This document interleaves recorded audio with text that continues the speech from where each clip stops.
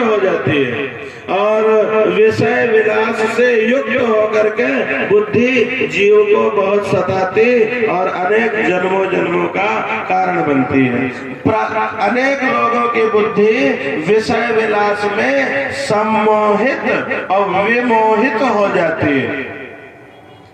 सम्मोहित विमोहित हो जाने का मतलब बोले वो कहता है कि मैं खुद चाहता हूँ कि हमारे जीवन से ये चीजें छूट जाएं, क्या करूँ, उसके बिना मैं रह नहीं सकता, जी नहीं सकता।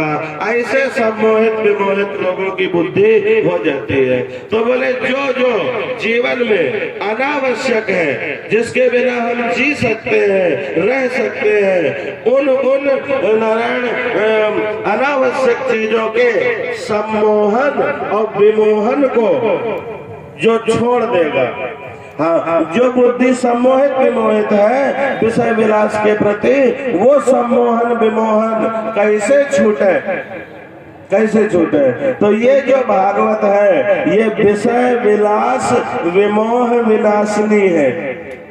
जो संसार के विषय विलास के प्रति बुद्धि का सम्मोहित विमोहित होना है, उस सम्मोहन विमोहन को नारायण ये भागवत छुड़ाती है और छुड़ा के जीव जब जो त्याज्य है, अनावश्यक है, उसको छोड़ के रहने लगता है, तब तुम्हारे जीवन में वैराग्य आता है नारायण। और जब जिसके जीवन में वैराग्य आ जाता है उसी के जीवन में विवेक प्रकट होता है। बिना वैराग्य आए विवेक अपना पूरा काम दिखा नहीं सकता। विवेक सत्य क्या है, असत्य क्या है, इसका विवेचन विवेक किया करता है। तो भागवत से विवेक की प्राप्ति होती है और विवेक से भगवत तत्व का जो रहस्य है नारायण, वो जो हर जगह हर समय रहने वाला परमात्मा है, जिसके पास विवेक होता है उसके लिए भगवत तत्व का रहस्य, बोले रहस्य नहीं रह जाता, वो उघड़ करके नारायण प्रकाशित होकर के सामने आ जाता है। तो ये भगवत तत्व रहस्य प्रकाशन करने वाली, भगवत तत्व के रहस्य का प्रकाशन उद्घाटन करने वाली ये भागवत है। तो सावधान आप लोग अपने जीवन में इस भागवत से परमात्मा वो जो सबके लिए रहस्य है नारायण, वो अनुभव में आने लगे, हम उसके साथ साथ जीना सीख जाए। हाँ, ऐसे दर्शन, ऐसी दृष्टि कि हम परमात्मा की अनुभूति करते हुए जीना सीख जाए नारायण, ये भागवत वो धर्म है। तो भगवान के भगवत तत्व के रहस्य का उद्घाटन करने वाली ये भागवत है और भगवत तत्व के रहस्य उसी के सामने खुलता है नारायण, जिसके पास विवेक होता है, और विवेक उसी के पास होता है जिसके पास वैराग्य होता है, और वैराग्य उसी के पास होता है भैया जिसकी बुद्धि, बोले जो जो अनावश्यक काम है, अनावश्यक बातें हैं, विषय विलास जिनके बिना हम जी सकते हैं नारायण, जो हमारी बुद्धि को व्यर्थ में सम्मोहित विमोहित करती है, वहां से छूट करके और वैराग्य की तरफ जाए। जिसके वैराग्य आएगा उसके विवेक आएगा, और जिसके सच्चा विवेक आ जाता है उसके सामने फिर ब्रह्म ही ब्रह्म रह जाता है नारायण, फिर जगत बचता नहीं है। ब्रह्म ही सत्य है और जगत मिथ्या है। तो यही प्रतिपादन, यही बोध कराने के लिए, और एक चीज नारायण, जगत में अगर किसी चीज की इच्छा हो तब इस भागवत का सेवन करना चाहिए नारायण। और न सिर्फ भागवत का बल्कि भक्ति और भगवान के नाम का ही आसरा लेना चाहिए। और अगर जगत में कोई इच्छा नहीं बची, सब कुछ पूरा हो गया है, अब हमें परमात्मा मिले, बस ये इच्छा हो, तब भी वही भगवान की मंगलमयी कथा और वही भगवान के मंगलमय नामों का उच्चारण करना चाहिए। संसार पावे का है तब भी भगवान की भक्ति करना, भगवान का नाम लेना और भागवत की कथा सुनना। और नारायण संसार छोड़ना हो और परमात्मा पाने हो तब भी भागवत की कथा सुनना, भगवान का नाम लेना, भगवान की भक्ति करना। भगवान की भक्ति भैया दो तरह के लोग करते हैं, दो तरह के साधक, दो तरह के जीव करते हैं। भगवान को पाने के लिए भगवान की भक्ति की जाती है, पूजा की जाती है।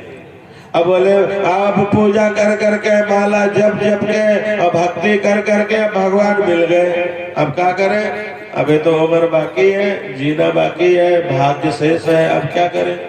तो पहले जो भक्ति कर किया था उस भक्ति का नाम था साधन।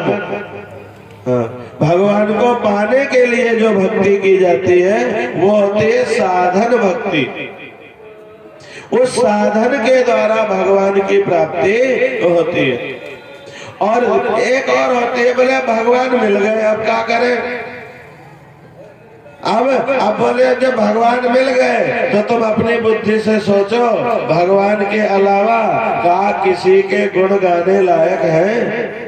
भगवान के अलावा क्या कोई प्रेम करने लायक है? तो जो सिद्ध अवस्था प्राप्त हो गए हैं वो भी नारायण प्रेम से इन्हीं नामों को जपते हैं और इन्हीं कथाओं को सुनते हैं और इन्हीं भगवान की मंगलमयी पूजा अर्चना करते रहते हैं।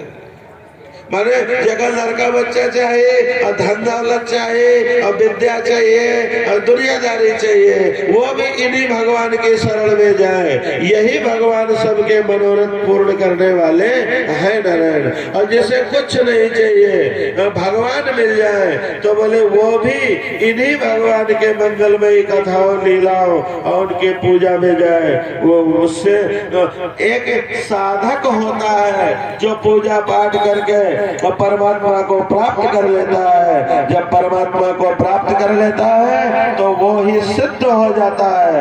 हाँ, और फिर सिद्ध हो जाने के बाद बोले अब जरूरी तो नहीं है परंतु वो करेगा तो बोले उन्हीं में रमता है नारायण, क्योंकि परमात्मा के अलावा और कुछ सच्चा नहीं। जिसके पास भी सच्ची नजर होगी नारायण, शंकर जी से अच्छी नजर के पास है? शंकर जी से अच्छी नजर। शंकर जी कहते हैं उमा मैं तुम्हें अपना अनुभव बताऊं? हाँ महाराज बताओ। मेरा तो अनुभव ये है उमा कि हरि के अलावा और कुछ भी सत्य नहीं है, उनके भजन के अलावा और कुछ भी सत्य नहीं है। जगत सब सपना, थोड़ी बात नहीं बोले यहाँ सही वहाँ गलत, ये सही वो गलत, ऐसा नहीं। बोले जगत सब सपना, एक ही दस्तखत में सब खारिज कर दिया। जगत सब सपना, उमा कहूँ मैं अनुभव अपना। उमा कहूँ मैं अनुभव अपना, उमा कहूँ मैं अनुभव अपना, उमा कहूँ मैं अनुभव अपना, उमा कहूँ मैं अनुभव अपना। सतहरि भजन जगत सब सपना, सतहरि भजन जगत सब सपना।